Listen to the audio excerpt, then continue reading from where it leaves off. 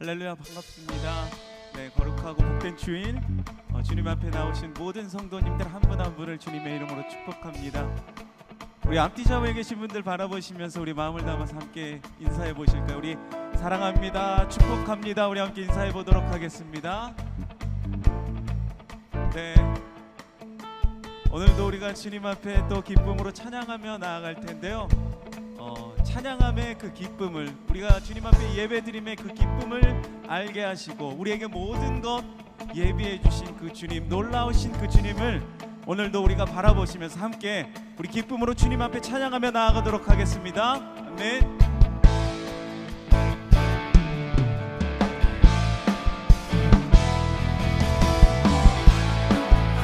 우리 함께 박수며 주님을 찬양하며 나아갑시다.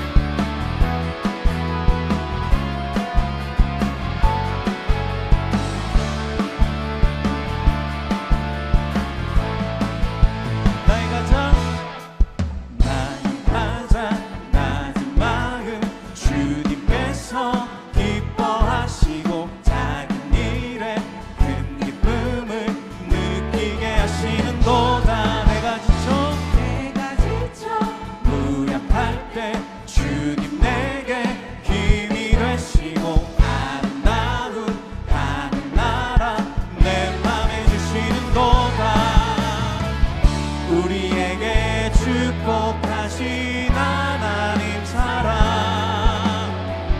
낮은 자를 높여주시고 아름다운 하늘나라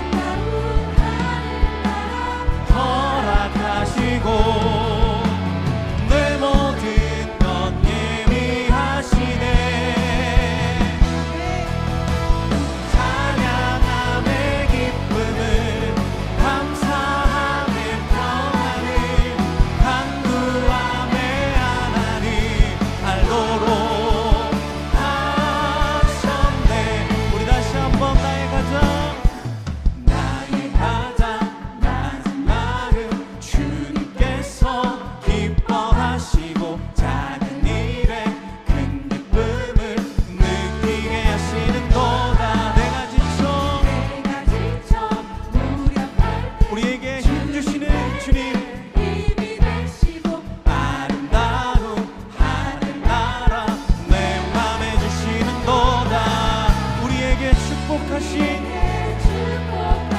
그 하나님의 놀라우신 그 사랑 찬양합니다.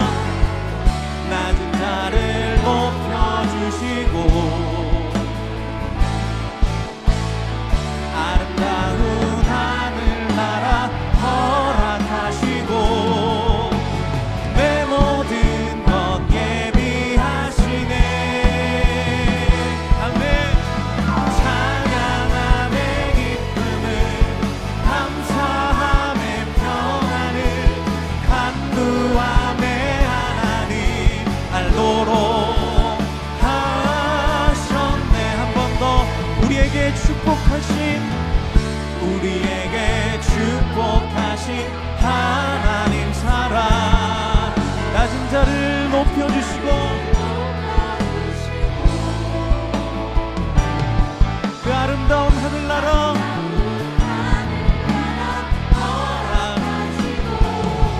내 모든 것, 우리에게 모든 것 예비해 주셨습니다. 아멘. 찬양함의 기쁨을 감사함의 평안을 간구함의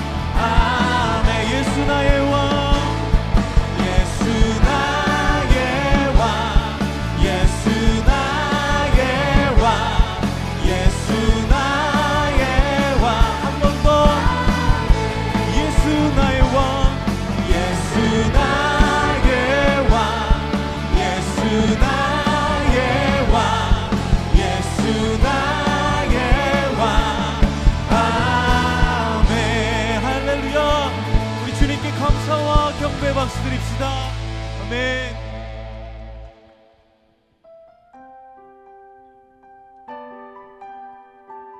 우리가 주님 앞에 고백하며 나아갈 때 우리 가사를 우리 마음에 담아서 함께 주님 앞에 올려드리며 나아갑시다.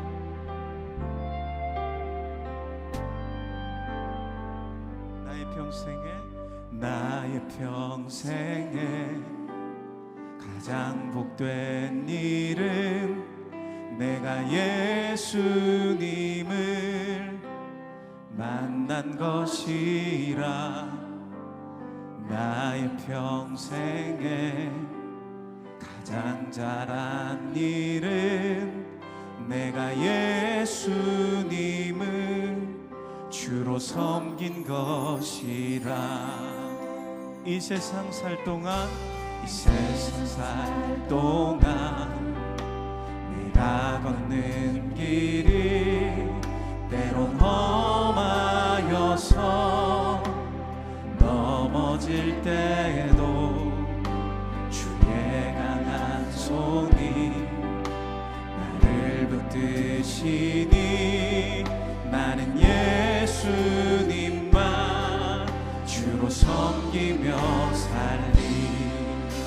나는 주를 섬기는 것에 후회가 없습니다. 내가 걸어온 모든 시간 주의 은혜니 내가 걸어갈 모든 날도 주만 섬기며 살리. 오직 예수 이름 부르며 살아가리라.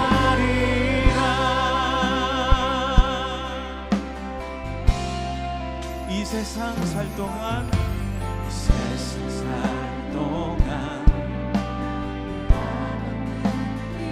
때론 험하여서 우리가 넘어질 때도 있지만 그러나 주님의 강한 손이 우리의 삶을 붙들어 주십니다. 예수님만 주로 섬기며 살리. 나는 주를 섬기는 일에 인 것에 후회가 없습니다. 내가 걸어온 모든 시간 주의 은혜니 내가 걸어갈 모든 날도 주만 섬기며 살리. 오직 예수 이름 부르며 살아가리라. 나는 주를 섬기는 것에 후회가 없습니다.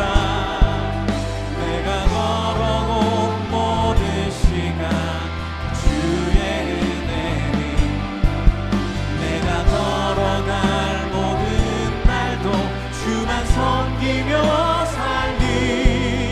오직 예수 이름 부르며 살아가리라. 이것이 나의 간증이요 이것이 나의 찬송일세. 나 사는 동안 끊임없이 구주를 찬송하리로다. 나 사는 동안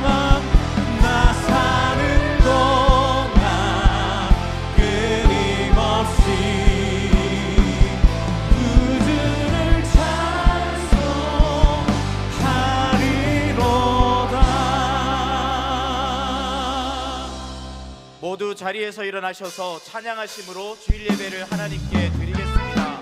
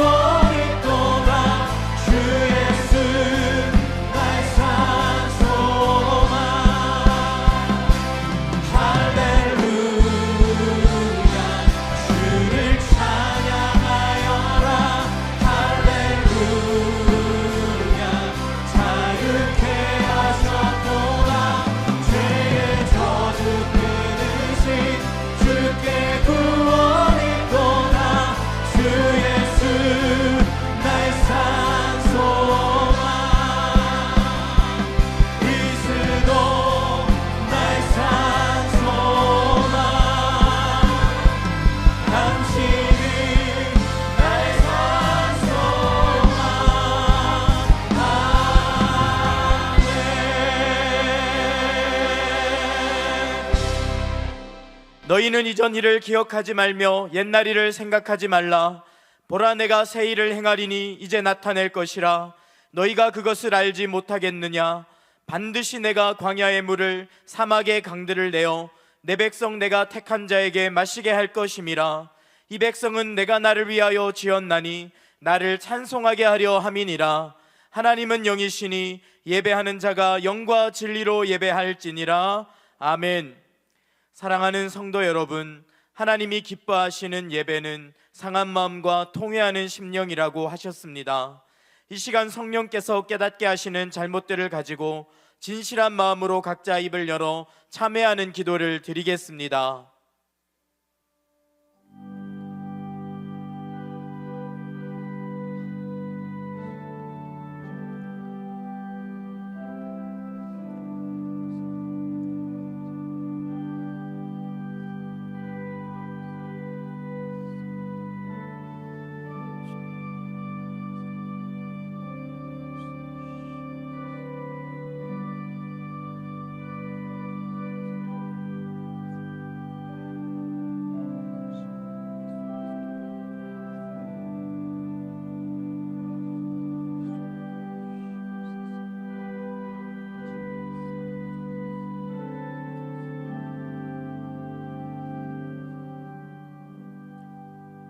만일 우리가 우리 죄를 자백하면 그는 미쁘시고 의로우사 우리 죄를 사하시며 우리를 모든 불의에서 깨끗하게 하실 것이요.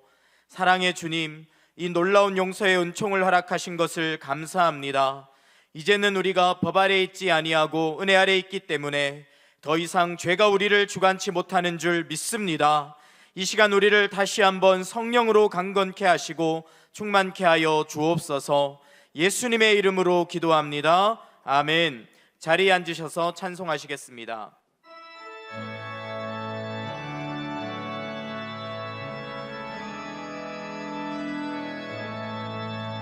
나의 죄를 정케 하사 주의 일꾼 삼으신 구세주의 넓은 사랑 항상 찬송합니다. 나를 일꾼 삼으신 주 크신 능력 주시고 언제든지 주 뜻대로 사용하여 주소서. 내게 부어주시려고 은혜에 미하신 주 주의 은혜 채워주사 능력 있게 하소서. 나를 일꾼 삼으신 주 크신 능력 주시고 언제든지 주 뜻대로 사용하여 주소서. 죄의 짐을 풀어주신 주의 능력 크도다. 나를 피로 사신 예수 내 맘속에 오소서.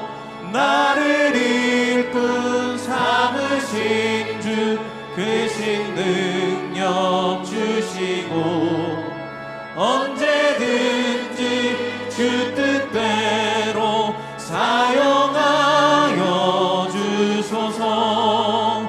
주여 내게 성령으로 충만하게 채우사 생명수가 강물처럼 흐르게 하옵소서. 나를 일꾼 삼으신 주 크신 능력 주시고 언제든지 주 뜻대로 사용하여 주소서. 아멘.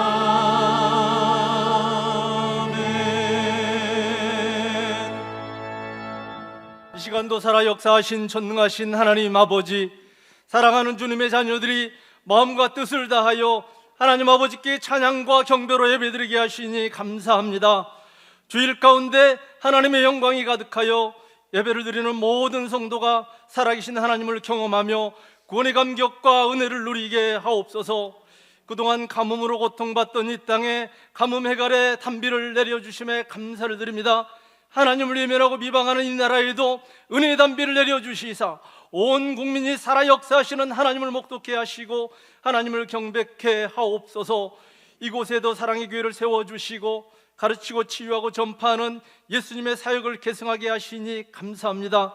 또한 이음센터를 허락하시사 지역사회와 다음 세대를 연결하고 세워가게 하시니 감사합니다. 특별히 올해는 창립 20주년을 맞이하여 지난 시간을 돌아보고 다음 20년을 준비케 하시니 감사합니다. 20년 동안 되돌아볼 때에 회개하고 감사하며 이 나라와 세계를 위해 귀하게 쓰임받기를 원합니다. 이단이 교회를 위협하고 부정의 정의를 가리는 이 혼탁한 세상에서 건강한 교회로 세워주심에 감사합니다. 사명감을 갖고 건강한 교회의 모델이 되어 어두운 바다를 밝히는 등대와 같은 교회가 되게 하여 주옵소서. 교회가 성장하면서 고질적인 주찬한 모든 부서들의 섬김이 부족 등으로 인한 문제들이 발생하고 있습니다. 신앙의 연차와 직분에 상관없이 1인 1봉사를 통해 내부의 문제를 우리 스스로 해결하는 지혜도 바르게 하시사 뼛속까지 건강한 더 사랑의 회가 되게 하옵소서. 분립개척한 더 임사랑의 교회와 강태호 목사님을 사랑하시사 하나님과 이웃을 사랑하고 좋은 소문과 소식으로 가득하여 지역을 변화시키고 영혼을 구하는 방주 역할을 잘 감당하게 하옵소서. 이 땅에 복음을 전하다 첫 순교자가 되신 토마스 목사님을 비롯하여 수많은 선교사님들에 의해 풍성한 대한민국의 조석이 되게 하심에 감사를 드립니다. 복음의 빛인 나라에서 복음의 빛을 갚는 나라가 되어 열방을 섬기기를 원합니다. 모집 중인 해외 단기 선교에 많은 성도님들을 참여케 하시고 선교에 동참할 수 있는 여건들을 열어주시사 우리 교회가 열방을 향해 복음을 전파하는 선교 사역을 아름답게 감당할 수 있도록 인도하옵소서. 해외에서 선교 사역 중이신 선교사님들을 건강하고 안전하게 지켜주시고 풍성한 열매 맺게 하옵소서. 코로나와 경기 침체, 질병과 환란, 가정과 자녀 문제 등으로 고통하고 신음하는 주의 자녀들을 위로하여 주시고 간절한 기도에 귀 기울여 주시사 주님의 음성을 들려 주시옵소서. 대통령을 비롯한 유정자들이 하나님과 국민을 두려워하고 섬기는 참된 지도자들이 되도록 그들을 만나 주시옵소서. 이진호 목사님을 더 사랑교회의 영적 지도자로 세워주셨사오니 영육간의 강건함을 더하여 주시옵소서. 나라와 민족을 위해 세계를 위해 주신 사명 잘 감당하시도록 성령님께서 늘 붙들어 주시옵소서. 오늘도 말씀을 들고 강단에 서실 때 성령으로 기름 부어주사 생명의 말씀이 선포되게 하옵소서. 함께 동역하시는 동역자들에게도 같은 은혜로 함께 하시사 하나님 나라가 든든하게 세워져 가게 하옵소서. 예배를 돕는 손길들에게 한량없는 은혜를 덧입혀 주시사 그들의 입술에서 감사의 찬양이 넘치게 하시고 축복의 통로로 쓰임받게 하옵소서. 할렐루야 찬양대의 찬양을 기뻐 받아주시고 이 찬양의 고백이 우리 모두의 고백이 되게 하여 주옵소서. 감사드리며 이 모든 말씀 나를 위해 죽으시고 부활의 첫 열매가 되신 우리 주 예수 그리스도의 이름으로 기도하옵나이다. 아멘.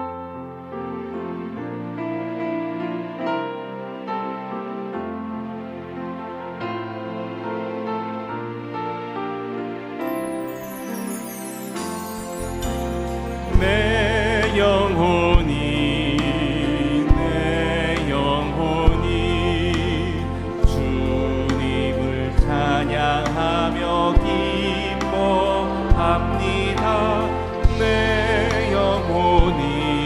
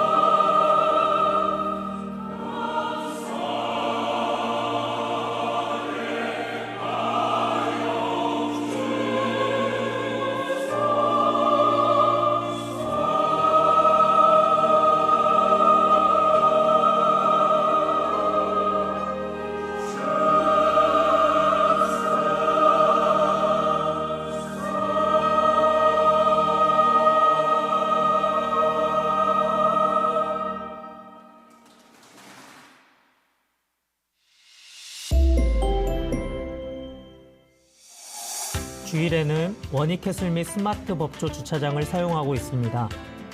인원이 집중되는 2부 예배 출차 및 3부 예배 입차 시 원익캐슬 주차장의 원활한 출차를 위해 스마트 법조 주차장으로 유도하고 있습니다.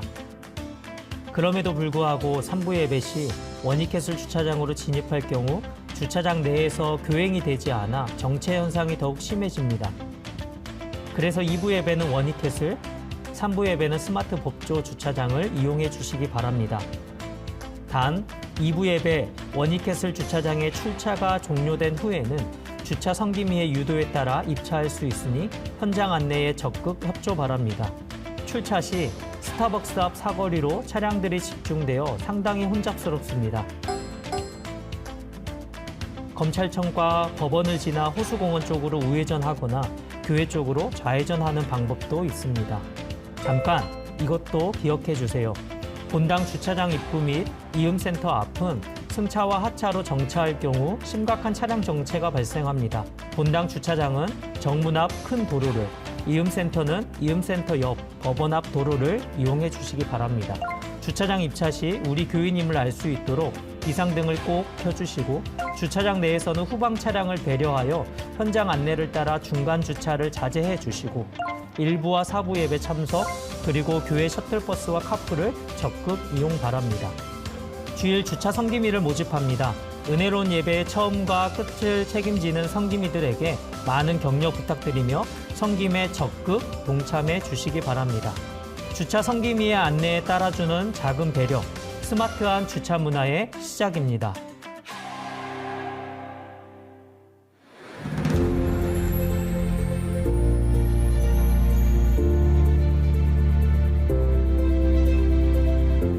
더사랑의 교회 예배에 참여하신 모든 분들을 주님의 이름으로 환영합니다. 새로 오신 분은 예배가 끝난 직후 3층 새가족실에 오셔서 등록해 주시면 감사하겠습니다. 홈페이지를 통해 온라인으로도 새가족 등록을 하실 수 있습니다. 가등록 후 담당 교역자의 등록 신방을 받으시면 정식 등록교인이 됩니다. 또한 주일학교 미취학 부서는 교회 본당 1층과 지하에서, 유년부에서 고등부까지는 교회에서 100m 떨어진 이음센터에서 진행됩니다. 이음센터 1층에는 성도들이 교제할 수 있는 이음 카페와 소그룹실들이 있고 기독 대안학교인 이음학교와 상담실도 운영하고 있습니다. 홈페이지를 통해 온라인으로도 새가족 등록을 하실 수 있습니다. 또한 주일학교와 훈련, 목양, 봉사에 대한 자세한 교회 생활 안내는 홈페이지를 이용해 주시기 바랍니다. 오늘 새가족방 강의는 2과입니다. 가을에 있을 행복축제를 준비하며 VIP를 작정합니다.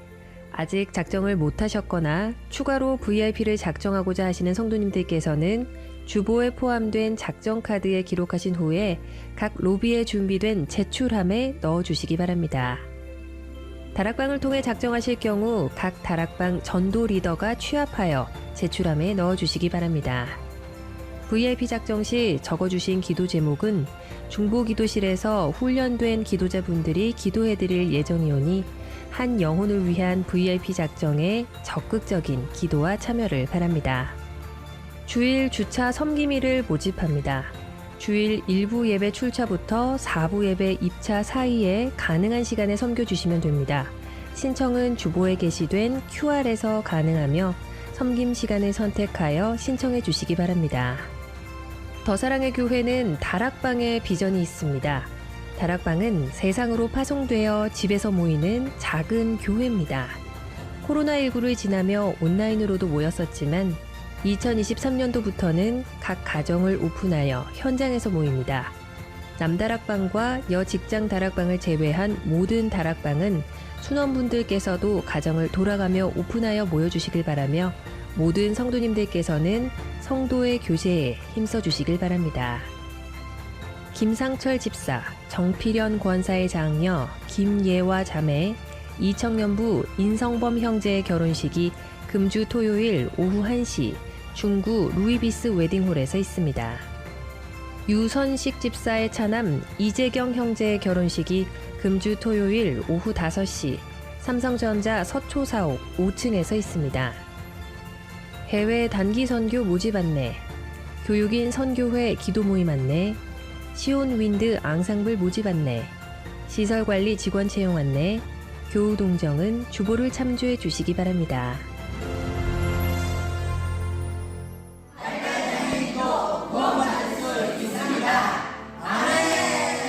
안녕하세요. 사랑부를 섬기는 김학창 목사입니다. 구원은 우리의 어떠한가 행위가 아닌 전적으로 하나님이 주시는 은혜이고 선물입니다. 예수님의 사역도 이 땅에 오셔서 많은 장애인에게 복음을 전하며 구원을 선물로 주셨습니다. 더사랑의 교회 사랑부는 발달장애인과 함께 하나님을 예배하며 지체들의 구원 사역을 위해 서로 사랑하며 복음을 실천하고 있습니다.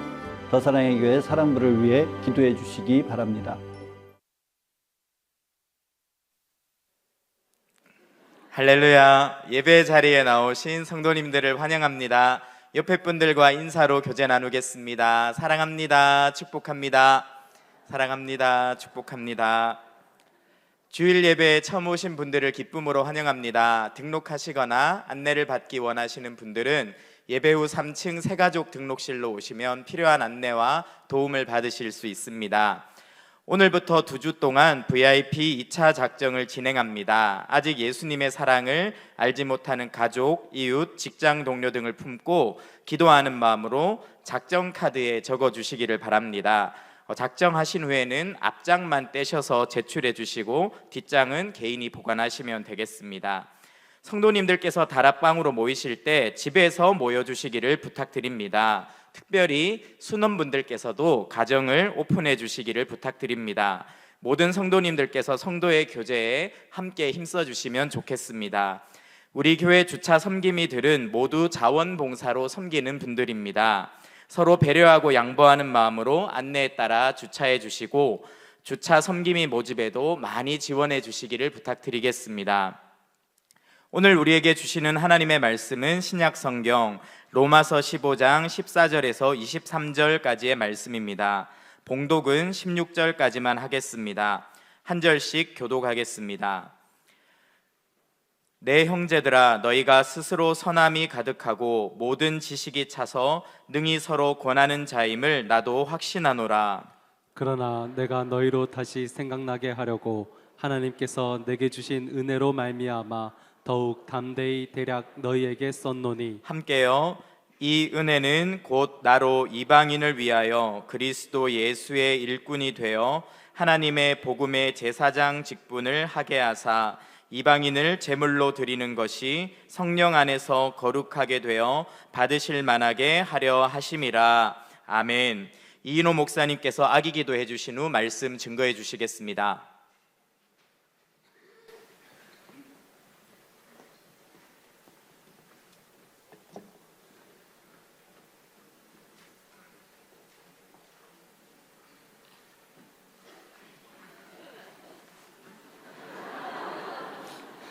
기도하겠습니다. 하나님 아버지, 우리 이상혁 박혜인 성도 가정에 이 아기를 선물로 주셔서 감사합니다. 이 시간 주님께 올려드리오니 이 아이에게 안수하시고 축복하여 주옵소서. 어려서부터 성령으로 감동해 주셔서 주의 말씀 안에서 자라게 하시고 세속에 물들지 않게 해주시고 하나님 다윗처럼 이 시대 어둠을 밝히는 주의 귀한 일꾼으로 성장케 하여 주시옵소서. 사고와 질병과 어둠의 권세에서 지켜주시고 기가 자라고 지혜가 자라고 하나님과 사람 앞에 사랑스럽고 존귀케 하옵소서. 이 아이를 맡아 양육하는 부모에게 은혜와 믿음을 주셔서 이 아이를 잘 양육하여 주님 온전히 주님의 뜻대로 이 귀한 아기를 주님 앞에 올려드릴 수 있도록 인도해 주옵소서. 감사드리며 예수님 이름으로 축복하고 기도하옵나이다. 아멘. 우리 박수로 이 아기를 축복합니다.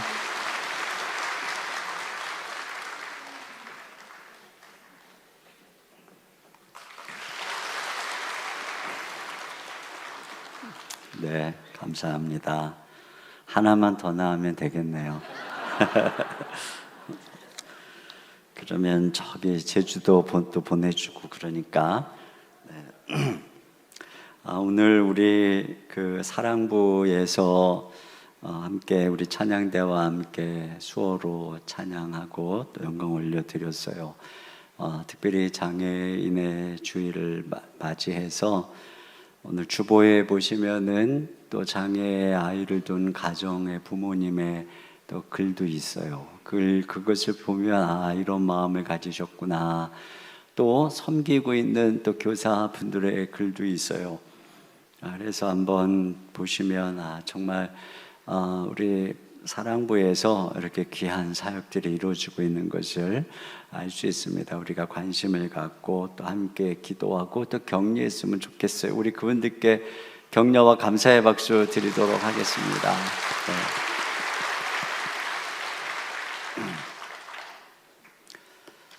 우리 주차가 안내를 따라서 교행만 잘 이렇게 하시면 훨씬 빨리 주차하고 또 출차를 할 수 있어요. 2부에서 이렇게 나가시는 분과 3부에 오시는 분들이 이제 이렇게 겹쳐가지고, 그래서 여러분께서 주차 안내자들의 도움을 인도를 잘 따라주시고, 또 이렇게 주차 봉사 섬김이들이 많으면 조금 더 효율적으로 안내를 할 수가 있습니다. 그래서 좀 이렇게 손이 모자라요. 1부, 2부, 3부, 4부, 5부 계속 섬겨야 되기 때문에, 그래서 여러분들께서 좀 섬겨주시면 감사하겠습니다.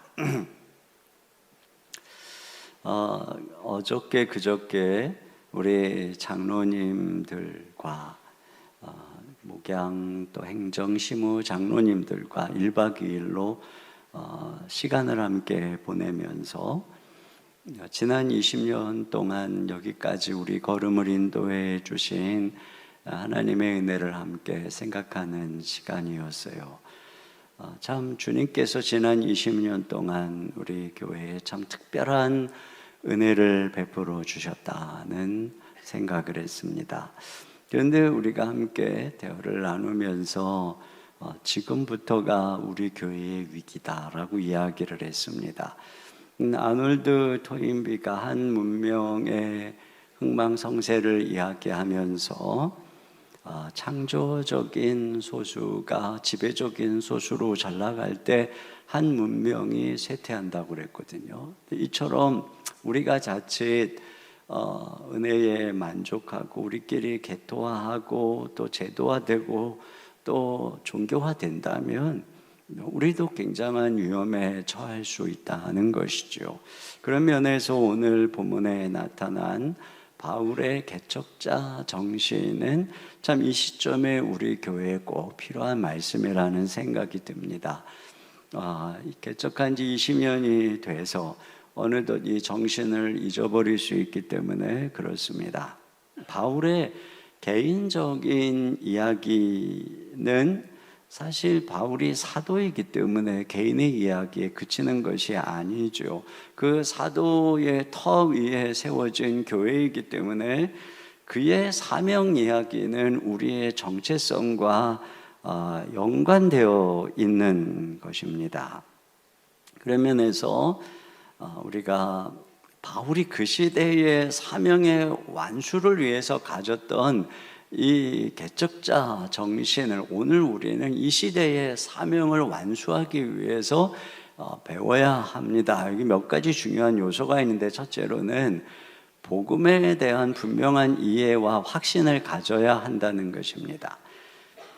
코카콜라가 전 세계를 정복한 데에는 코카콜라라고 하는 사람들이 좋아하는 음료와 그것에 대한 확신이 있었기 때문이겠죠. 스티브 잡스가 전 세계를 사로잡은 것도 아이폰과 아이맥이라는 매력적인 아이템과 그에 대한 확신이 있었기 때문입니다. 마찬가지로 바울이 그 시대에 전 세계를 정복하고 또 나갈 수 있었던 것은 복음에 대한 분명한 이해와 확신이 있었기 때문에 그렇습니다. 바울은 이 편지를 마무리하면서 자기가 왜 이 로마서를 쓰는가, 먼저 그 로마 교회를 인정하면서 그들이 성숙한 교회라고 칭찬하면서도 그런데 왜 굳이 로마서를 쓰는가에 대해서 여기 15절 상반절에 보면은 이렇게 되어 있어요. 그러나 내가 너희로 다시 생각나게 하려고 이렇게 말하고 있습니다. 그러니까 무슨 얘기냐면 너희는 다 알고 있다. 그런데 내가 너희에게 뭐 새로운 걸 쓰는 것이 아니라 생각나게 하려고 쓰고 있다. 이런 이야기를 하고 있습니다.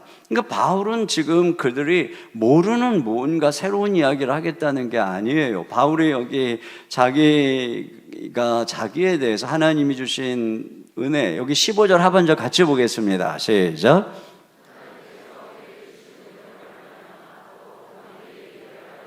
네, 여기 보면은 하나님께서 내게 주신 은혜라고 얘기를 하고 있는데 이건 뭘 가리키는 거냐면 그가 이방인의 사도가 되게 하신 것을 의미하는 것입니다. 그러니까 사도의 권위를 가지고 이 편지를 쓴 것이에요. 그러면 사도로서 자 이제부터 내가 너희가 모르는 뭔가 새로운 것을 가르쳐 주겠다 이렇게 말을 할 수 있죠. 그런데 그는 그런 얘기를 하는 게 아니에요. 너희는 지금 다 모든 지식에 넘친다. 근데 내가 너희에게 편지를 쓰는 것은 너희가 알고 있는 것이지만 다시 생각나게 하려고 쓴다는 것입니다. 이 말은 이미 지금 바울이 그 로마 교회를 세운 게 아니거든요. 그 로마 교회는 누군가 다른 사도나 또는 다른 전도자가 복음을 전해서 세워진 것입니다. 그런데 바울이 지금 그 로마 교회를 향해서 인정하고 있는 것이에요. 그러면서 내가 지금 너에게 전하려고 하는 것은 이미 다른 사도나 다른 복음 전도자들이 전한 것과 다름이 없다. 근데 그걸 생각나게 하려는 것이다. 이런 얘기를 하는 거예요. 여러분, 우리가 이걸 주목해야 됩니다. 만약에 누군가가 여러분에게 와가지고 자기만이 엄청난 깨달음과 계시를 받은 것처럼 내가 다른 교회에서는, 한국 교회에서는 가르쳐주지 않는 특별한 이야기를 해주겠다. 이런 얘기를 하면 그 사람은 99% 이단입니다. 내가 교회에서 듣지 못하던 새로운 것을 알려주고 그런 것들 깊이 알려주는 어떤 선교사님이나 어떤 성역공 모임에 내가 너를 소개하겠다. 만약에 그런 사람이 누군가가 여러분 주변에 있다면 그 사람은 100% 신천지입니다. 여러분 그런 사람이 있으면 다 교육자를 통해서 교회에 연락을 해 주셔야 됩니다. 우리가 이런 이단에 넘어가는 이유는 우리가 가진 복음의 소중함을 모르기 때문에 그렇습니다. 그러다 보니까 누군가가 와가지고 너희가 알고 있는 복음 뭐 그거 별거 아니지. 내가 새로운 것을 알려줄게. 너희가 알지 못하는 막 새로운 게 있어. 예수 말고 그가 보혜사로 보낸 새로운 이가 있어. 그것은 비유로 말씀하시기 때문에 기존의 목사들은 눈이 가려져서 몰라. 그것을 알려주는 그 비밀을 푸는 유일한 사람이 있는데 그가 이만이야. 그가 보혜사야. 이렇게 접근하는 게 이단인 것입니다. 신천지 이단인 것이죠. 그러니까 그렇게 해서 결국에는 우리가 가지고 있는 소중한 복음, 예수 그리스도로부터 우리를 떼어놓는 것입니다. 바울은 지금 무슨 얘기를 하는 것이냐면 그들이 가지고 있는 복음이 얼마나 소중한 것인가를 알려주고 있는 것입니다. 그래서 바울이 다시 생각나게 한다는 것이에요. 그래서 십자가와 그리스도의 십자가와 부활이 어떻게 우리의 죄를 사해 주는지, 그것이 어떻게 우리를 의롭게 하는지, 어떻게 죄를 이기게 하는지, 어떻게 우리를 거룩하게 하는지, 어떻게 우리 가운데 성령이 거하셔서 우리를 하나님의 아들로 상속자로 이 땅에서 빚어지게 하시는지, 우리가 이미 소유한 이 복음이 얼마나 엄청난 것인지 말이에요. 그걸 다시 생각나게 하는 것입니다. 그래서 그 복음 안에 머물게 하는 것입니다. 그래서 우리라고는 그 안에서 뿌리를 박혀서 자라게 하는 것입니다. 제가 이 성경을 연구할 때마다 느끼는 게 있어요. 신학교에서 배우고 또 목회학 박사과정을 통해서 배우고 또 제가 아나톨레라고 하는 단체에서 30여 년간 성경을 같이 연구하고 우리 교회에서도 계속 성경을 강의하고 특세 때마다 성경을 한 권씩 20년 동안 새벽마다 2주씩 강의하고 여름 내내 연구해가지고 그러면서 제가 깨닫는 게 뭐냐면 성경은 우리가 이미 알고 있는 것과 다른 이야기를 하지 않는다는 것입니다. 오히려 이미 알고 있는 것을 더 분명하게 깊이 있게 이해하게 것이죠. 다시 말하면 복음의 핵심인 그리스도와 그분이 하신 사역에 대해서 우리가 더 깊이 이해하게 하는 것입니다. 그분의 죽음과 부활과 승천과 그분의 지금 통치, 이 모든 사역에 대해서 말인 거죠. 그래서 지난 20년 동안 제가 이 강단에서 한 목회는 여러분에게 복음을 전하고, 그래서 여러분이 알고 있는 복음을 더 깊이 분명하게 이해해서 확신하게 해서 그 가운데 거해서 열매를 거두도록 하는 바로 그 사역이었던 것입니다. 여러분, 우리에게는 이러한 이 복음에 대한 분명한 이해와 확신이 필요한 것이에요. 그래서 늘 우리 속에 생생하게 마음속에 간직해야 됩니다. 요즘에 이 세상을 보면은 별, 사이비, 이론, 비결, 철학, 이념, 말도 안 되는 것들을 가지고 자기들만의 이데올로기를 가지고 마치 그것으로 세상을 변화시킬 수 있는 것처럼, 그것으로 세상에 평화를 가져올 수 있는 것처럼, 행복한 삶을 줄 수 있는 것처럼 이야기를 합니다. 그런 이단, 사이비, 또 개똥 철학을 외치는 그런 이상한 사람들, 정치 지도자들 그런 사람들을 볼 때마다 저 느끼는 게 있어요. 진짜 이상하다고 느끼는 것도 있지만 제가 반성하는 것입니다.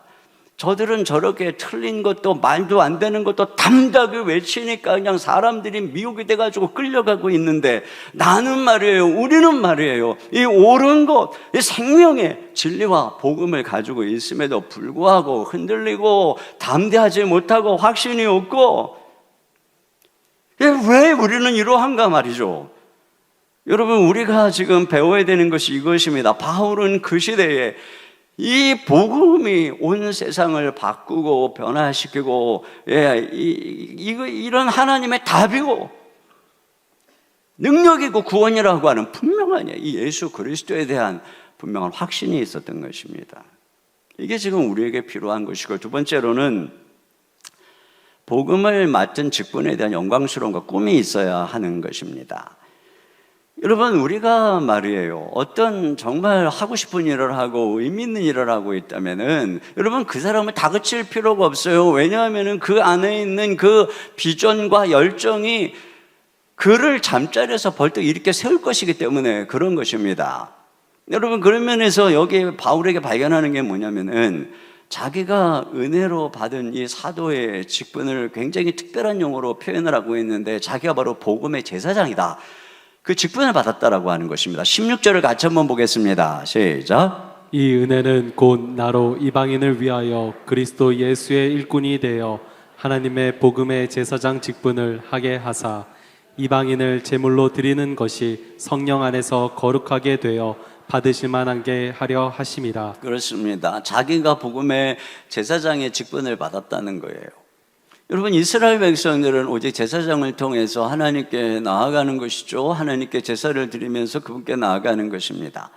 그런데요, 구약의 제사장들이 동물의 피로 제사를 드릴 때에 사실은 그들이 진정으로 하나님께 드리는 것은 그 동물의 피의 제사가 아니라 그 동물을 가지고 와서 속죄제와 번제를 드리는 그 사람을 하나님께 드리는 것입니다. 그러니까 이스라엘 백성들을 그 제사를 통해서 거룩하게 하나님께 올려드리는 것이 바로 제사장의 사명이에요. 그런데 동물의 피가 사람의 죄를 깨끗하게 못하고 양심을 거룩하게 하지 못하기 때문에 이 제사장들의 모든 이스라엘 백성들을 거룩하게 하는 사역은 실패한 것입니다. 그런데 바울이 자기가 이방인을 위한 복음의 제사장이라고 말하고 있는 것입니다. 복음의 내용이 무엇입니까? 예수님이 제물이 되셨고 예수님이 십자가 부활을 통해서 진정한 제사를 드리셨다는 것입니다. 그러므로 그분의 피만이 우리를 거룩하게 하고 우리를 하나님께 나가게 하는 것입니다. 근데 바울은 바로 자기가 이 복음을 전파하는 그 일이 제사장의 일이고, 이것을 통해서 이방 많은 백성들이 거룩하게 돼서 하나님께 드려지게 될 수 있다는 것이죠. 그렇기 때문에 자기가 가지고 있는 복음 전도의 직분이 바로 이방인을 위한 제사장 직분이다, 이렇게 이해를 하고 있는 것입니다. 여러분, 여기 이러한 자기의 직분을 제사장 직분이라고 생각할 때 여기서 생각하시는 것은 이 전도를 제사의 행위로 여기고 있다는 것이죠. 전도를 이방인을 제물로 하나님 앞에 거룩하게 드리는 그러한 그 제사 행위의 측면으로 이해하고 있는 것입니다. 이걸 볼 때 우리가 말해요, 전도는 단지 그냥 이렇게 전하는 데서 끝나고 또는 회심시키는 데에만 있지 않다는 것을 알 수 있어요. 여기 18절 같이 보겠습니다. 18절 시작. 그리스도께서 이방인들을 순종하게 하기 위하여 나를 통하여 역사하신 것 외에는 네, 여기 보니까 그의 사역이 단순한 개종이 아니라 순종하게 하기 위해서, 여러분 우리 주 예수님의 명령, 너희는 가서 모든 족속으로 제자를 삼아 아버지와 아들과 성령의 이름으로 세례를 주고 내가 너희에게 분부한 모든 것을 가르쳐 지키게 하라, 가르쳐 지키게 하라, 이렇게 말씀하고 있는 것입니다. 그러니까 여러분 우리가 누군가에게 가서 복음을 전하고 또 그들을 양육하고 훈련을 하고 돌보고 그렇게 해서 가르쳐 지켜서 하나님께 순종하게 만드는 이 일련의 과정이 전도인 것이고, 그리고 그것이 바로 우리가 제사장 사역을 하고 있다라고 이야기를 하고 있는 것입니다. 그러면서 여기서 바울이 이 복음 전도의 직분을 얼마나 존귀한 것으로 여기고 있는가를 이해할 수 있어요. 여러분 유대 나라처럼 종교와 정치가 이 재정이 일치된 사회에서의 제사장의 이 직분의 권위와 존귀와 영광은 정말 대단한 것이었습니다. 그런데 바울은 말해요, 그런 그 시대의 그 대단한 제사장에 비해서 지금 핍박받고 가난하고 헐벗고 쫓겨다니고 그래서 자기들이 만물의 찢기가 된 것처럼 되었다라고 말하고 있습니다. 그런 바울이 내 신세가 이게 뭐냐 힘들다 이렇게 말하고 있는 것이 아니라 나의 사역은 바로 그 존귀한 제사장 사역이다. 그들은 실패했지만 나는 정말 하나님께 영광을 올려드리는 그런 진정한 제사장 사역이다. 그러니까 그는 자신의 선교 사역을 고생스러운 일이라고 생각하는 것이 아니라 그 민족을 주님께 올려드리는 영광스러운 제사장 사역이라고 생각을 하고 있는 것입니다. 여러분 우리가 복음 전도의 사명을 의무와 부담으로 여기기 전에 먼저 우리가 이것이 복음의 제사장 사역이라는 의식을 가질 필요가 있습니다. 우리가 복음을 가진 존재로서 우리는 믿지 않는 가정의 제사장이라고 하는 것입니다. 여러분 우리는 이 사회 속의 제사장이라고 하는 것입니다. 왜 그러냐면은 우리가 가진 그 복음을 들을 때에만, 우리를 통해서 복음이 증거될 때에만 그들이 하나님을 알게 되고 거룩해져서 하나님 앞에 받아들여지는 존재가 될 수 있기 때문에, 그러므로 우리가 그들에게 보냄받은 제사장이라고 말씀하고 있는 것입니다. 또한 이러한 표현 속에는 그가 꿈을 가지고 있는 것을, 열망을, 그러니까 의무가 아닌 꿈이 그를 이끌어가고 있는 것을 말해주고 있는 것입니다. 여러분 제사장의 사명이 이 백성들이 하나님을 경외하고 예배하게 하는 데 있다고 그랬잖아요. 바울의 마음속에는 우리가 지난번에 앞에서 살펴본 것처럼 하나님이 조상들에게 약속하신 그 말씀의 마음에 가 있어요. 하나님이 조상들에게 뭐라고 약속했다고 그랬어요? 유대인 이스라엘뿐 아니라 다른 모든 열방이, 다른 모든 민족이 함께 한 마음과 한 입으로 하나님께 영광 올려드릴 것이라고 하는 이 약속, 이것이 바로 하나님께서 아브라함에게도 주신 약속이고 모세에게도 주신 약속이고 이사에게도 주신 약속이고, 그 약속이 있다. 이 약속 말이죠. 이것을 바울은 염두에 두고 있는 것입니다. 그렇기 때문에 이방인의 사도로 부름을 받아서 바울은 복음을 증거할 때에 모든 열방 모든 백성들이 다 하나님 앞에 함께 예배하는, 이것이 그 마음속에 있는 꿈, 그게 비전인 것입니다. 이것이 바울로 하여금 끊임없이 쉼없이 개척자의 길을 가게 한 것이죠. 대학 시절에 젊은이들의 가슴을 불타오르게 했던 CCC의 김준건 목사님은 정말 불굴의 개척자였어요. 그런데 그분의 개척 정신을 이끌어간 것은 그분 안에 있는 민족 복음화의 꿈이었습니다. 여러분 그분의 글은 굉장히 유명하죠. 그 글의 일부만 제가 소개할게요. 집집마다 이 집의 주인은 예수님이라고 고백하는 민족, 기업주들은 이 회사의 주인은 예수님이고 나는 관리인이라고 고백하는 민족, 각급 학교 교실에서 성경이 필수 과목처럼 배워지고 국회나 가기가 모일 때에도 주의 뜻이 먼저 물어지게 하시고 여호와로 자기 하나님을 삼고 예수 그리스도를 주로 삼으며 신구약 성경을 신앙과 행위의 표준으로 삼는 민족, 예수 의식과 민족 의식이 하나 된 지상 최초의 민족. 그리하여 수십만의 젊은이들이 예수의 꿈을 꾸고 인류 구원의 환상을 보며 한 손에는 복음을 다른 한 손에는 사랑을 들고 지구촌 구석구석 누비는 거룩한 민족이 되게 하소서. 여러분 이러한 꿈, 이것이 그분을 이끌어간 것이고 많은 젊은이들의 마음속에 불을 질렀던 것이죠. 여러분 이러한 마음이 제사장이라고 할 때에 이 바울의 마음속에 그것이 있는 거예요. 모든 민족과 열방이 하나님께 예배하는 그 날을 바라보면서 말이죠. 세 번째로 그리스도가 함께 하시는 능력을 있어야 하는 것입니다. 여러분, 아무리 무슨 비전과 이상이 있다고 해도 능력이 없으면 그건 백일몽에 불과한 것이 아니겠습니까? 여기 지금 바울에게 주목하는 것은 그와 함께한 능력인 것입니다. 자, 먼저 그리스도가 자기를 통해 역사하시고 있다고 말하고 있죠. 18절입니다. 시작. 그리스도께서 이방인들을 순종하게 하기 위하여 나를 통하여 역사하신 것 외에는 내가 감히 말하지 아니하노라. 네, 그리스도께서 자기를 통해서 역사하셨다라고 말을 하고 있어요. 자기가 통로라고 하는 것이죠. 그러면 어떻게 자기를 통해서 역사했는가? 그게 18절 이하에 보니까 그 일은 말과 행위로, 표적과 기사의 능력으로, 성령의 능력으로 이루어졌다, 이렇게 말하고 있어요. 먼저는 나의 말과 행위를 통해서 그리스도가 역사했다라고 말하고 있습니다. 여러분, 먼저 말이죠. 이 복음은 말로 전하는 것이잖아요. 하나님께서는 전도에 미련한 것으로 사람을 구원하시기를 기뻐하셨기 때문에 전도는 말로 하는 것이거든요. 복음을 전하는 것입니다. 그러니까 말을 해야 되는 것이죠. 여러분, 우리는 말을 준비해야 되는 것입니다.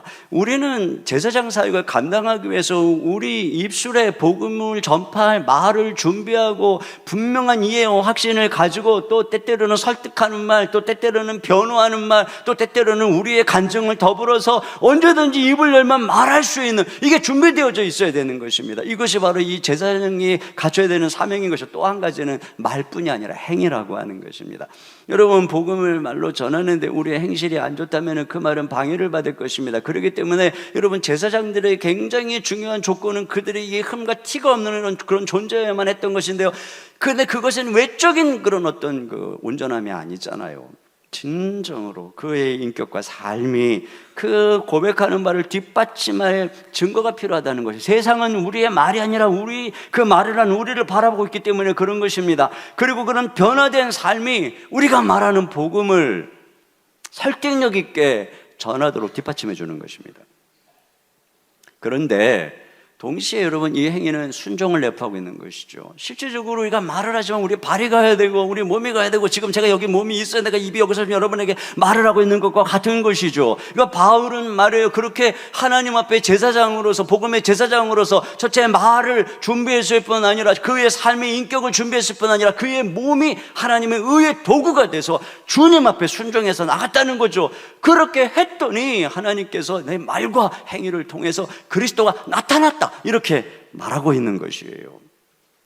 여러분, 우리가 복음을 전하는 것은 무슨 이렇게 어떤 문장 또는 문자, 무슨 교훈을 전하는 것이 아닙니다. 왜냐하면 복음의 핵심은 그리스도와 그분이 하시는 사역이기 때문에 우리가 말로 복음을 전한다고 할 때에는 우리는 이 말로 그리스도를 전하는 것이에요. 그분이 하시는 사역을 전하는 것입니다. 그때 바로 그 말과 행위를 통해서 그리스도가 우리를 통해 역사한다라고 하는 것입니다. 만약에 여기서 제가 이 자리에서 사람의 교훈을 전하거나 저의 인격과 저의 경건을 전한다면 그것은 제가 역사하는 것입니다. 여러분, 제가 역사해가지고 누구를 회심시키며 누구를 변화시킬 수 있겠습니까? 그러나 제가 여기서 저의 이야기가 아니라 그분을 전한다면, 복음을 전한다면 그리스도는 저의 입술과 저의 행동을 통해서 그리스도가 역사하는 것이죠. 그렇기 때문에 그 그리스도가 여러분을 변화시키고 또 많은 생명과 구원을 낳는 그런 역사를 이루어가는 것이죠. 여러분, 저는 지난 20년 동안 하나님께서 이 예배를 통해, 이 강단을 통해서 하신 일이 그런 일이라고 생각을 합니다. 그래서 예배 가운데 성령이 감동하시고, 때때로는 깨닫기도 하시고, 때때로는 뜨거움을 느끼기도 하시고, 때때로는 눈물을 흘리기도 하고, 만져주시고 치유하시는 이런 것을 통해서 친히 주님이 역사하시고 주님이 만져주시는, 이것이 바로 이 복음 전도자에게 주시는 하나님의 능력의 약속인 것입니다. 자, 그러면 그리스도가 어떤 방식으로 역사하시는가가 거기에 나오죠. 바로 표적과 기사의 능력, 그리고 성령의 능력이라고 말하고 있습니다. 다시 말하면 표적과 기사와 능력이라고 말할 수 있는 것이에요. 그런데요, 이것은 1차적으로 사도됨의 표시를 말하고 있는 것이, 고린도후서 12장 12절 말씀 보시면 다 같이 읽어보겠습니다. 시작. 사도의 표가 된 것은 너희 가운데서 모든 참음과 표적과 기사와 능력을 행한 것이라. 그렇습니다. 여기 보면은 네 가지가 나오는데 참음이라고 그러잖아요. 이 참음은 앞에 행위와 연결된 것입니다. 여러분, 사도의 인격과 삶의 행위의 가장 중요한 것 중에 하나는 참는 것입니다.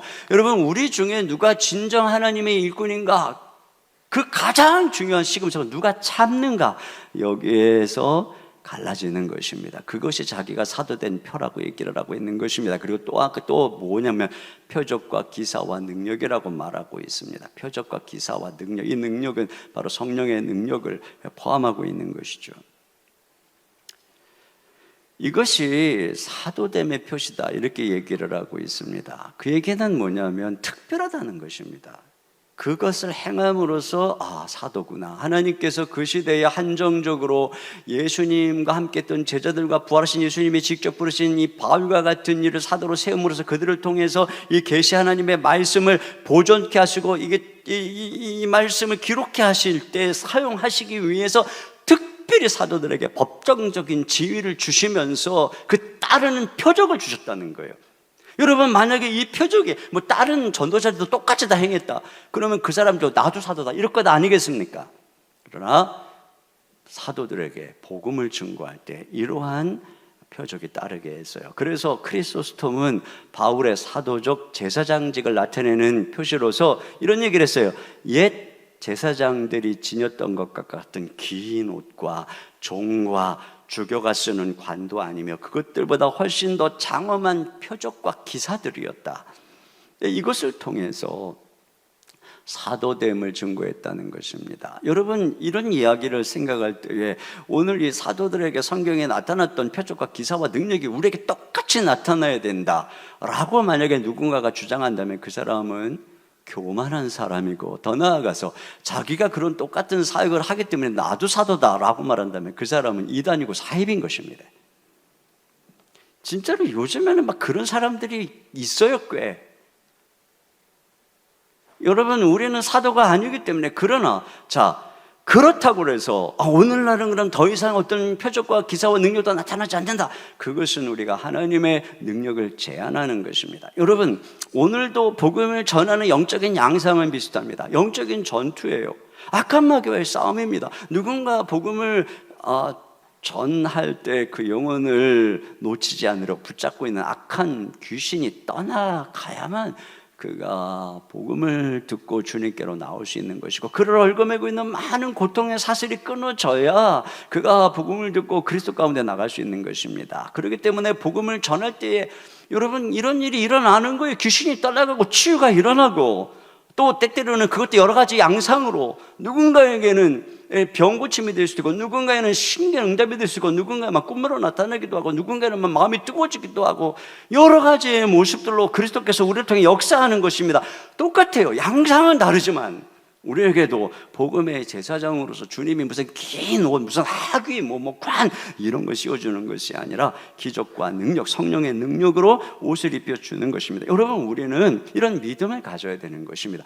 복음은, 그리스도에 대한 이 복음은 우리가 그것을 우리의 말과 행위로 전할 때에 그리스도께서 친히 역사하시는 능력이다. 그렇기 때문에 바울이 이것을 통해서 그 앞에 있는 모든 난관, 또 그 강팍한 사람들, 또 그 모든 우상에 빠져있는 사람들에게 복음을 증거할 수가 있었고, 복음의 확장이 일어났던 것이에요. 우리가 이것을 믿고 깨어서 기도해야 되고, 동시에 이 주님의 능력을 믿고 담대히 나가야 되는 것입니다. 네 번째로는 개척자 정신이 필요하다는 것입니다. 자, 여기 19절 말씀을 다 같이 읽어보겠습니다. 시작. 내가 예루살렘으로부터 두루 행하여 일루리곤까지 그리스도의 복음을 편만하게 전하였노라. 네, 여기 보면 이제 바울이 예루살렘에서부터 두루 행해서 어디까지 가냐면 일루리곤까지 갔다, 이렇게 얘기를 하고 있습니다.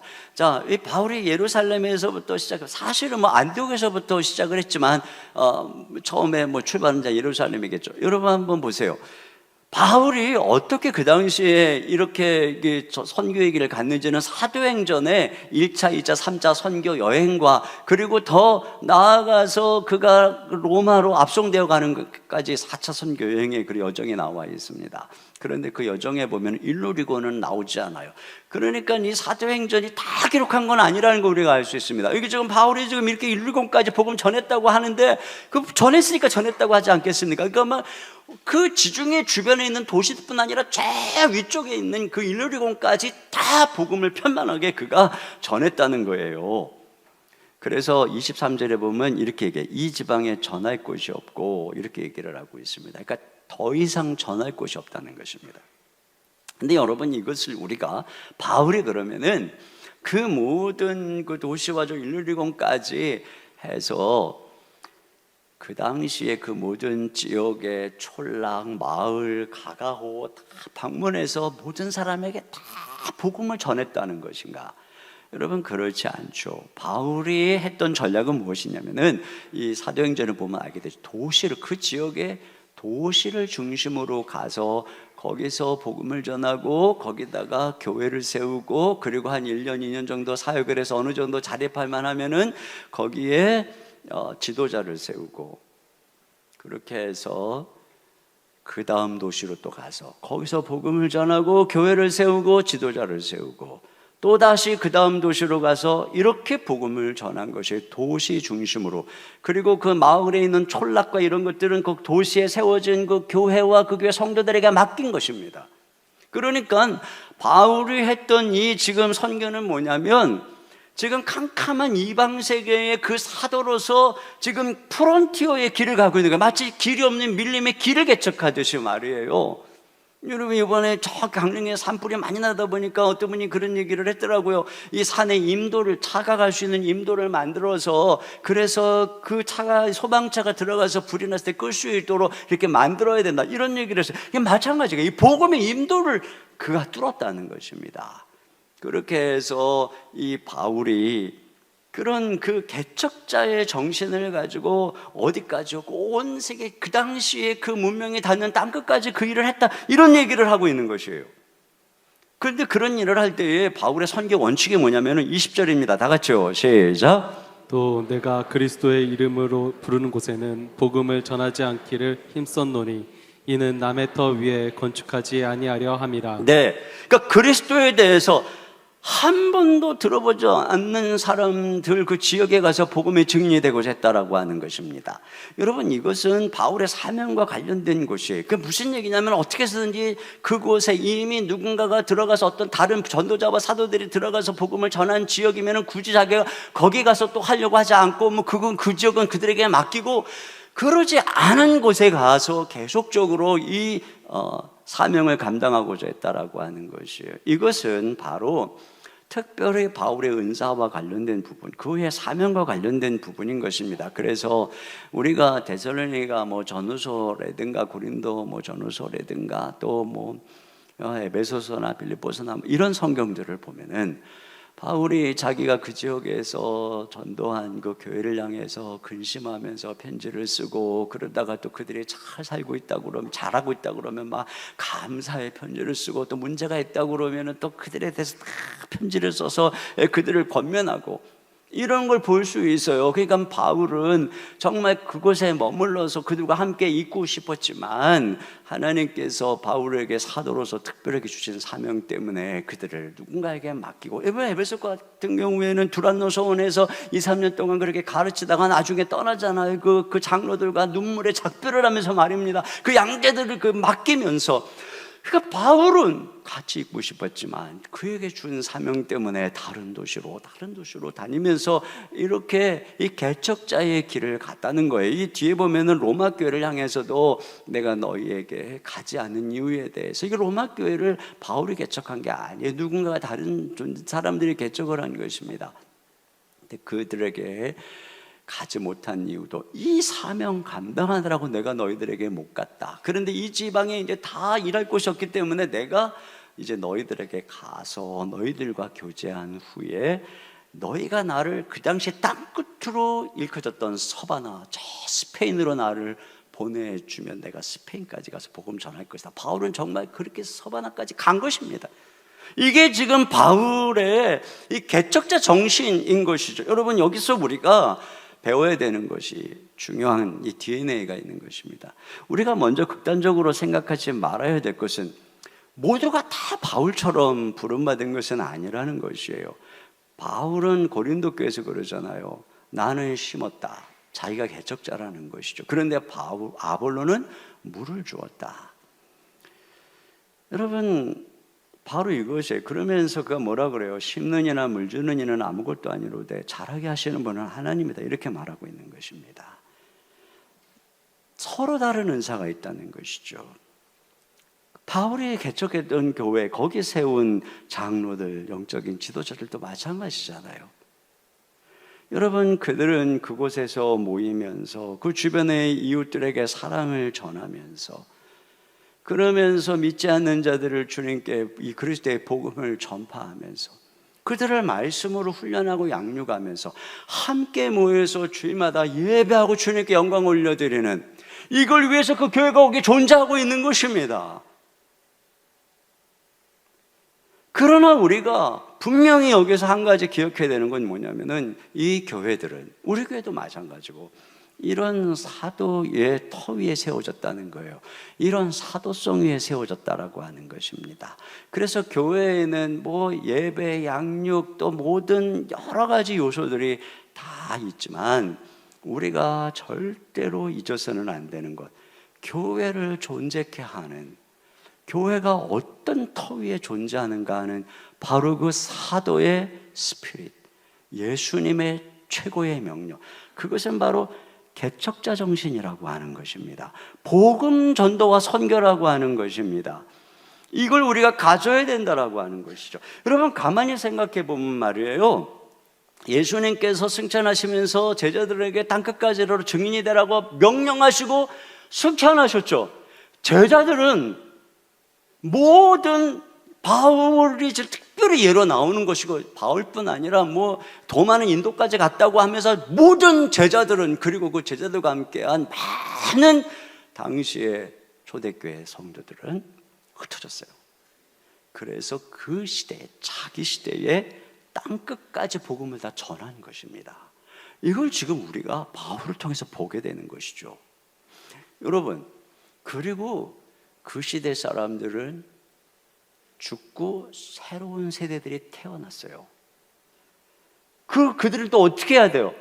그럼 그 다음 세대가 첫 세대의 사도들과 초대교회가 했던 것과 똑같이 새롭게 태어나서 다 예수님을 알지 못하거나 또는 뭐 그런 사람들, 다 있는 사람들을 바라보면서 그 시대의 사명을 또 감당해야 되는 것이고, 우리는 어떻습니까? 과거에 누가 믿었든 안 믿었든 지금 다 새로운 세대들이 또 태어나고 출몰하고, 근데 또 그런 여러 가지 모습들로 있는 이 시대, 그리고 전 세계를 바라보면서 우리는 또 우리 시대에 지금 우리와 같이 살고 있는 그런 사람들에게 또 똑같이 그 사명을 땅끝까지 완수해야 되는 것입니다.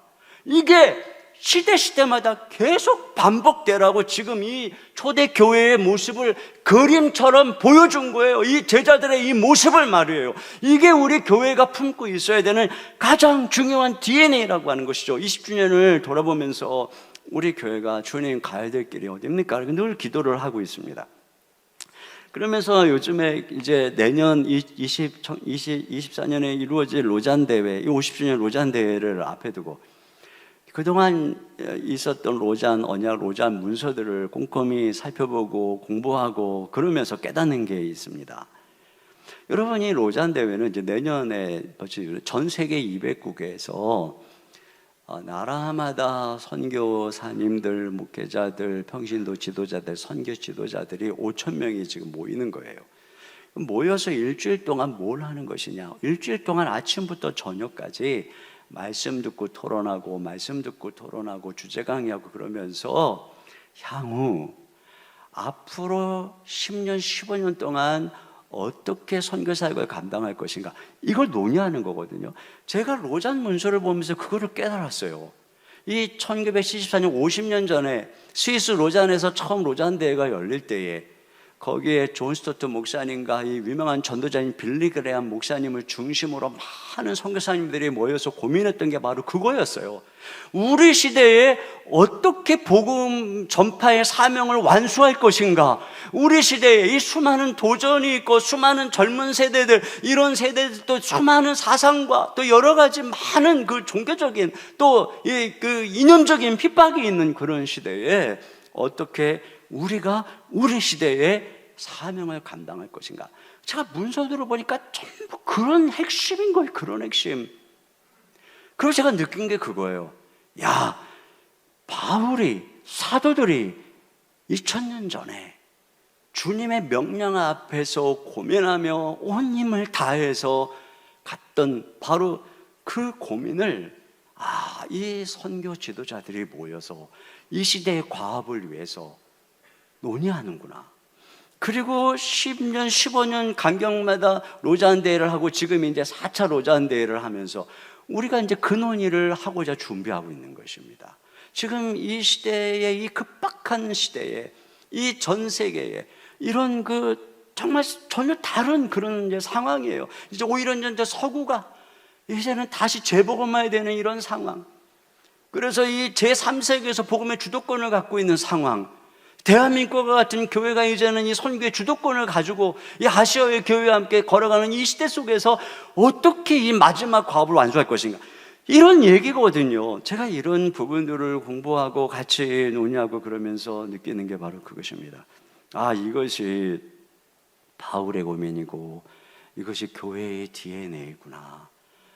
이것이 우리가 고민해야 되는 이 시대의 과업이구나. 바로 그것입니다. 그런 면에서 적용점 몇 가지만 말씀드리면, 첫째로는 여러분, 우리에게 가장 중요한 것이 바로 이웃사랑, 이웃을 향한 복음전도의 사명입니다. 2차 로잔 대회가 필리핀 마닐라에서 있었는데, 거기에 마닐라 선언문에 보면은 사람들을, 전 세계의 그 사람들을 네 범주로 나누었어요. 첫째는 크리스찬 중에 잠재적인 선교 역군으로 헌신된 사람들입니다. 이러한 범주에 해당되는 사람들이 수십억 기독교인 중에 5억 정도 된다고 합니다. 분명히 여기에 계신 분들 중에도 그런 분들이 많이 계실 거라고 생각을 합니다. 이런 분들은 누구냐? 선교의 일꾼이라는 거예요. 이 세상 속에 보내진 복음의 제사장이라고 하는 것입니다. 두 번째 부류는 헌신되지 않은 그리스도인입니다. 기독교인이라고는 고백은 하지만 예수 그리스도에 대한 인격적인 헌신과 만남이 없는 사람들입니다. 이들에 대해서는 시급한 재복음화가 이루어져야 된다라고 말하는 것입니다. 저는 우리 교회가 하고 있는 아주 중요한 사역 중에 하나가 이런 것이라고 생각해요. 종교적인 신자들이, 예수님과 인격적 만남이 없던 사람들이, 그 열정을 잃어버렸던 사람들이 우리 교회에 와서 말씀을 들으면서 다시 재복음화되고 주님 앞에 헌신하고 훈련을 통해서 변화되어가는 바로 이런 과정들 말이죠. 이게 굉장히 중요한 교회의 사역인 것입니다. 세 번째로는 비복음화된 사람들이 있다는 거예요. 이 언젠가 복음, 그러니까 여기에서 이거의 초점은 뭐냐면은, 복음을 한번 들어봤을 수도 있고, 뭐 주변에 믿는 사람들도 있고, 주변에 교회도 있고, 그럼에도 불구하고 아직 믿지 않는 사람들, 전도받지 않은 사람들을 말하는 것입니다. 그들을 향해서는 우리가 시급히 전도해야 된다는 것입니다. 그래서 우리가 VIP자 작정을 하고, 또 가을에 우리 그 새생의 행복축제를 통해서 그들을 주께로 인도하기 위해서, 여러분, 우리는 끊임없이 이 사역을 해야 되는 것이죠. 네 번째는 바로 미전도된 사람들, 이 사람들은 unreached people이라고 그래가지고요, 예수님에 대해서 한 번도 들어보지 못했을 뿐 아니라 들어볼 기회가 없는 사람들입니다. 이게 미전도 종족을 말하는 것이죠. 이들은 전 세계 20억이 된다고 합니다. 여러분, 그런데 안타깝게도 말이죠, 이들은 굉장히 오지나 또는 막 이슬람권이나 공산권이나 선교사를 추방하는 이런 데에 주로 분포되어 있습니다. 그러다 보니까 해외에 나가 있는 선교사의 93%가 다른 지역에 가 있고 7%만이 이 지역에 가서 지금 선교 활동을 하고 있는 것이 지금 이 시대 실정인 것입니다. 자, 그들은 선교의 대상이라고 하는 것이죠. 그러니까 우리 이것들을 볼 때 우리가 해야 되는 사역이, 첫째로는 재복음화 사역, 두 번째로는 전도 사역, 세 번째로는 선교 사역인 것입니다. 또 두 번째 우리의 전략은 뭐냐면은 도시 선교인 것입니다. 여러분, 전 세계에 지금 현재 급격한 도시화가 이루어지고 있어가지고요, 매주 150만 명씩 도시 인구가 늘어나고 있다고 합니다. 그래서 전 세계 인구의 55%가 도시에 살고 있고, 선진국에서는 74%가, 대한민국에서는 83%가 도시에 살고 있다라고 하는 것입니다. 그러니까 사람들이, 하나님이 지금 사람들을 도시로 모으고 있다라고 하는 것입니다. 그러니까 도시를 중심으로 세상이 돌아갑니다. 뉴욕이나 유럽의 도시를 가보면 그 도시에 그냥 중요한 뭐 관공서, 기관, 정부기관, 무슨 뭐 중요한 어떤 기업의 본사, 그리고 박물관, 전시관, 최고의 그림에 또 감상할 수 있는 뭐 그런 곳들, 세계적인 수준의 레스토랑, 카페, 출판, 미디어, 학문, 예술, 이런 것들이 막 다 있어요. 그러다 보니까 어때요? 막 그리로 사람들이 다 몰려드는 것입니다. 도시의 기회를 위해서 젊은이들, 예술가들, 직장인들, 중요한 사람들, 중요한 건물들이 다 몰려드는 것이죠. 다국적 사람들이 다 몰려드는 것입니다. 여러분 당장에 말이에요. 이렇게 광교만 봐도 경기도청이 들어오고 법원, 교육청, 한국은행, 신용보증기관, 컨벤션 센터, 비즈니스 센터 주변에 또 뭐 삼성전자와 같은 그런 굴지의 그런 어떤 사업들 해가지고 막 또 대표 도서관, 백화점, 호수공원 막 이런 것들이, 여러분 이런 걸 통해서 우리가 알아야 되는 게 뭐냐면 바로 그것들을 통해서 도시로 많은 젊은이들, 예술가들, 중요한 사람들, 또 그런 사람들이 몰려오고, 이게 기회라고 하는 것입니다. 하나님이 그럼 왜 여기다 교회를 세웠을까? 하나님께서, 누군가 그런 얘기를 했어요. 하나님은 저 농촌의 풀과 나무를 사랑하는 분이 아니다. 하나님은 사람을 사랑하신다. 근데 그 사람들이 도시로 몰려갔다. 그러므로 하나님은 시골이 아니라 도시를 사랑한다. 도시에 많은 문제가 있지만 하나님은 도시를 사랑하는 것이에요. 그래서 여기에서 우리가 이 도시를 변화시킬 때 엄청난 영향력이, 기회가 있다라고 하는 것이죠. 그래서 도시 선교를 해야 되는 것입니다. 이 도시와 문화적으로 소통하면서 말이에요. 그 중요한 전략 중에 하나가 바로 복음적인 교회 개척인 것입니다. 도시 안에 기독교인을 증가시키기 위해서 우리 교회가 성장하는 것도 중요하죠. 그러나 여러분 조사에 의하면은 이렇게 10년, 20년, 15년 이상 된 교회들이 성장하는 비율의 대부분은 수평 이동에 의해서 교회가 성장한다고 합니다. 그런데 각 지역마다 10년 미만 된 교회, 그러니까 개척된 지 10년 이하에 된 교회들이 그 이상 15년 이상 된 교회보다 이 복음을 전하는 비율이 10배에서 15배가 높다라고 하는 것입니다. 우리는 우리 나름대로 애를 써야죠. 그러나 더 효율적인 복음 전도를 위해서 우리가 분리 개척을 하는 것입니다. 그리고 많은 목사님들이 교회를 개척할 수 있도록 지원하는 사역을 복음과 도시를 통해서 우리가 계속 하고자 하는 것이 바로 그런 까닭인 것이죠.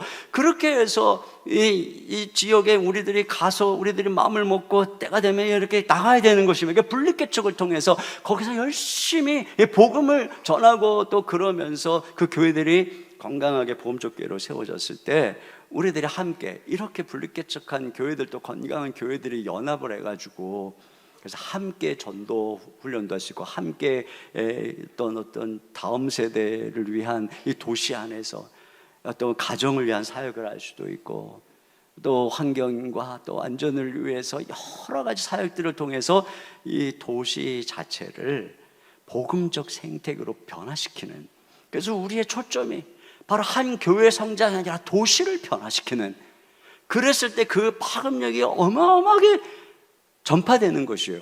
이것이 바로 이 성경이 나타내고 있는 그러한 사역 중에 하나라고 하는 것입니다. 그리고 사명 완수를 위한 해외 선교. 그래서 여러분 우리 시대에 우리가 어떻게 이것을 이룰 것인지 선교사를 파송하고 아직 복음이 증거되지 않은 지역들을 살펴보면서 우리 안에서 젊은 세대들을 훈련하고 또 우리가 이런 선교적 그림을 갖고 열정을 갖고 이러기 위해서 우리가 이번 여름에 단기 선교 사역 가서 봐야 되는 것입니다. 짧은 시간이지만 우리의 시간을 내고 휴가를 내고 그래서 가서 보는 것이죠. 훈련하고 그러면서 우리의 마음속에 열정을 가지고 끊임없는 선교의 헌신, 못 가는 분들은 랜선 단기 선교 또 뭐 퍼스펙티브스 훈련 등을 통해서 여러분 이제 우리가 그렇게 해야 되는 것이에요. 결론입니다. 로마인 이야기를 보면은 거기 이탈리아 반도에 여러 부족이 있어요. 예를 들면은 에트루리아인 같은 경우에는 언덕에 도시를 건설했다고 합니다. 그러니까는 방어하기는 좋은데 확장성이 떨어지는 거예요. 이 그리스도인들은 저 남부 해변 지역에, 그러니까 통상하기에는 좋았지만 이쪽으로 확장해 나가기에는 또 연약한. 그런데 로마는 평야, 이 가운데 있는 이 평야에, 그러다 보니까 방어하기가 어렵잖아요. 그래서 로마는 방어하기 위해서 만리정상과 같은 성을 쌓은 것이 아니라 끊임없는 정복을 위해서 길을 닦았다는 것입니다. 그래서 로마가 세계를 정복하게 됐다는 거예요. 여러분 그 로마 시대의 바울이 로마가 닦아놓은 길을 따라서 복음을 들고 세상을 정복해서 로마는 무너졌지만 이 그리스도의 나라는 지금 점점 번성하고 있는 것 아닙니까? 우리에게 지금 필요한 것은 이와 같은 전진하는 능력입니다. 바울이 가졌던 그저 교회의 DNA인 이 개척자 정신, 이것을 우리가 가지고 바울과 사도들이 그 시대에 과업을 완수했던 것처럼 우리는 우리 시대에 과업을 완수해야 하는 것입니다. 우리 다음 세대는 자기 시대의 과업을 완수해야 되는 것입니다. 자, 우리 시간에 같이 찬양, 아까 우리 같이 불렀던 찬양, 나는 주를 섬기는 것에 후회가 없습니다. 저는 이 찬양이 바울의 고백이라고 생각해요. 이게 우리의 고백이 되었으면 좋겠습니다. 우리 시간에 같이 이 찬양 하나님께 드리도록 하겠습니다.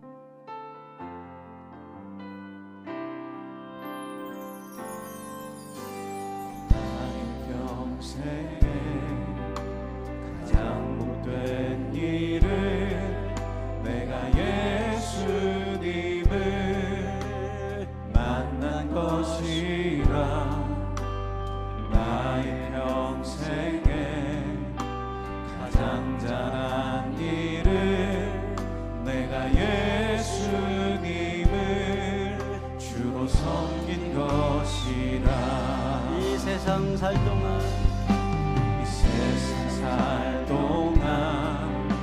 내가 걷는 길이 때로 험하여서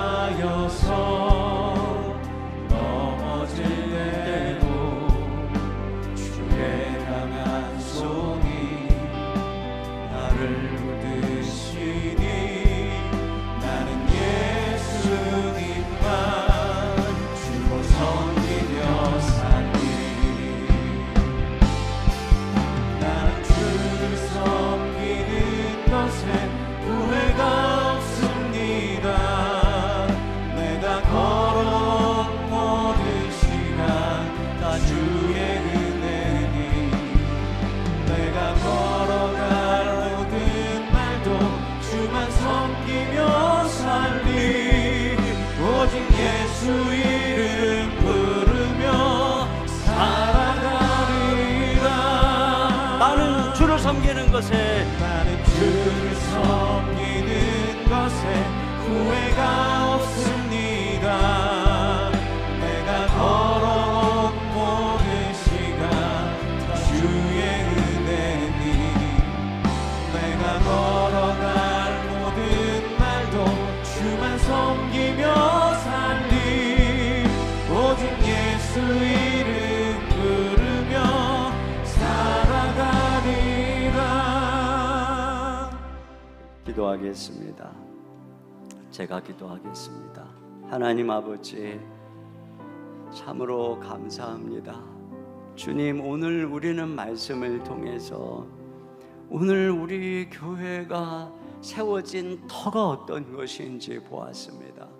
20년 동안 이 터 위에 달려온 우리 교회가 또다시 어떻게 달려가야 하는지 오늘 말씀을 통해서 발견합니다. 주여, 복음에 대한 분명한 확신을 갖게 해주시고 우리에게 맡겨주신 복음 전도의 사명이 얼마나 존귀한 제사장적 사명인지 깨닫게 하시고 모든 열방이 우리 주님께 예배하는 그날을 바라보는 저희들 되게 해 주시옵소서. 이를 위해서 이웃에게 복음 증거하고 VIP를 마음에 품고 기도하고 주님, 교회를 개척하며 도시를 변화시키고 선교사를 파송하고 단기 선교를 가며 온 열방을 향해서 이 시대적 사명을 완수하기 위해서 주여 우리가 해야 되는 수많은 일들을 깨닫습니다.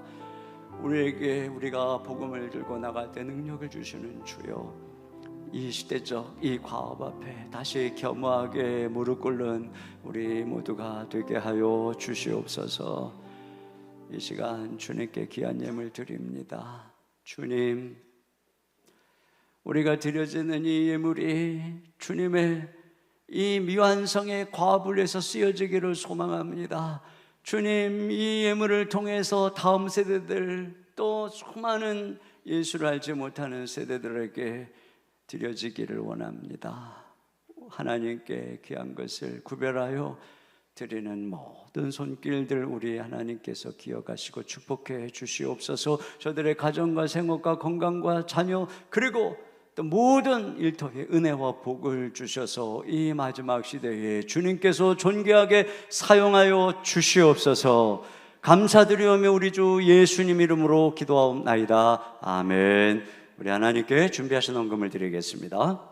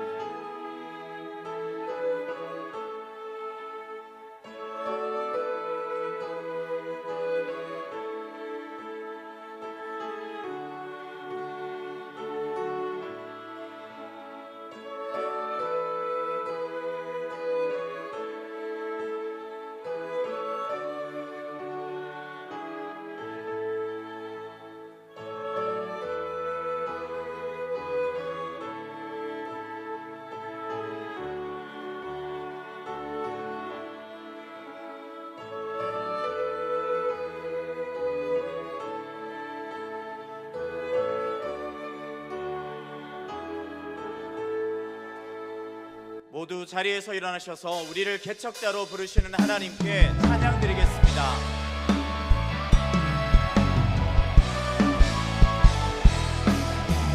모든 민족과 방언들 가운데 수많은 주 백성 모였네. 주의 보혈과 그 사랑으로 진 백성 삼으셨네. 주를 향한 감사와 찬양을 말로 다 표현할 수 없네. 다만 내 소리 높여 온 마음을 다해 찬양하리라.